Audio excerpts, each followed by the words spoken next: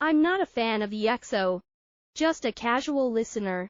But since they're so popular, of course I've been aware of the controversies and milestones that have shaped their career.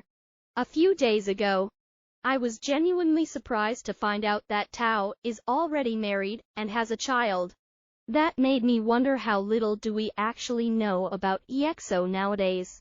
Could it be possible that active members are also married? Maybe even with families? And we simply have no idea.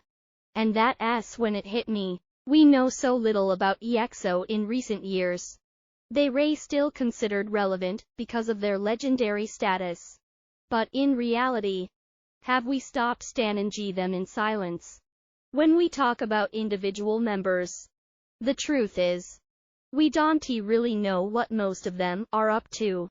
After checking their personal channels and digging around for updates, I mostly found activity from Baekhyun and Kai, the other Korean members. There's very little out there. As for the Chinese members, it's even harder. Their music and acting careers are mostly centered in China, and it's difficult to follow that from the outside.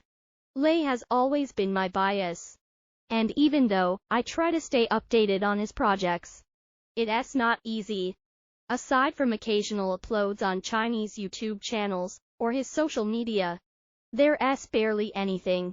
And that, right there, sums it up. It feels like we've gradually lost our connection with EXO, not from a place of anger or disinterest, but from silence.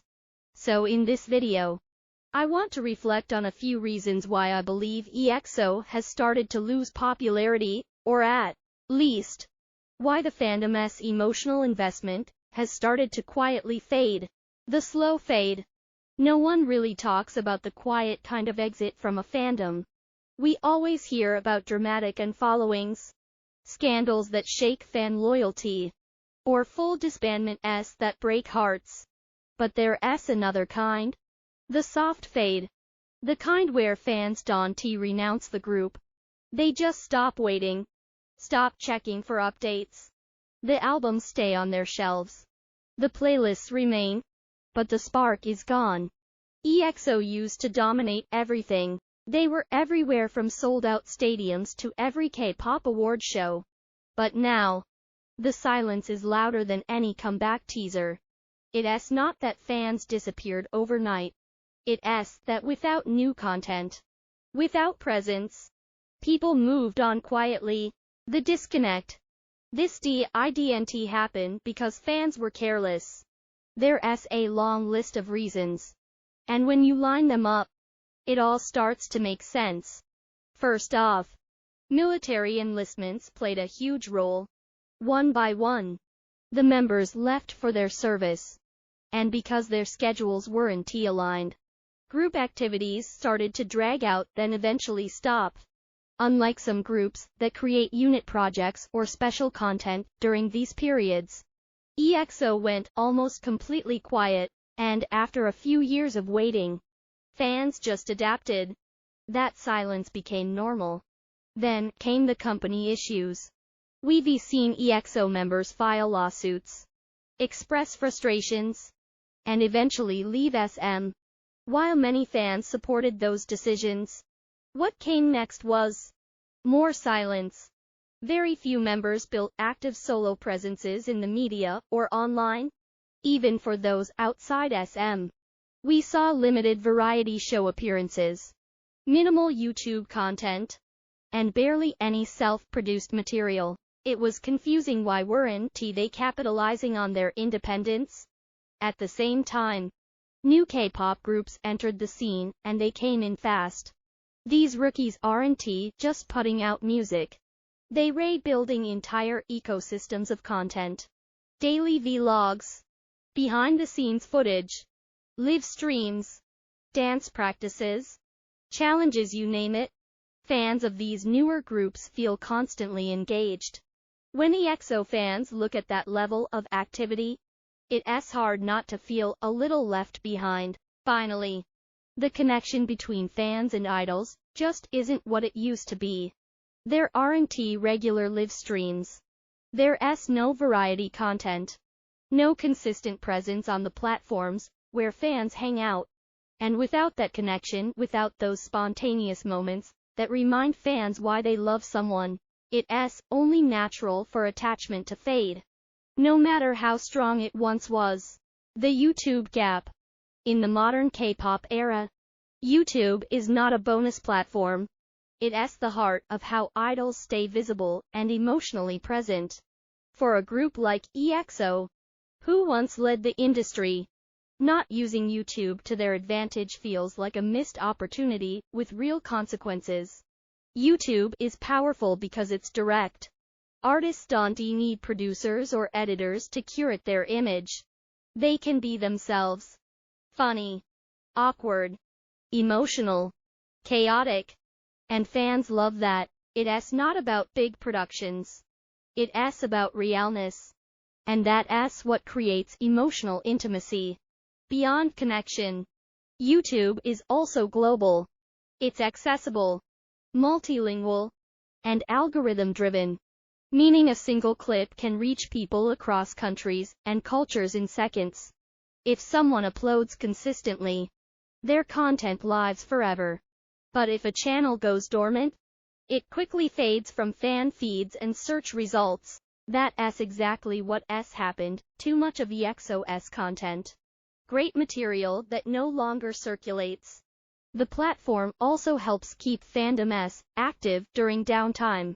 When there are no comebacks or concerts, casual content fills the emotional gap. Without it, fan communities start to drift apart. There's nothing new to react to, nothing to share. That sense of communal excitement disappears.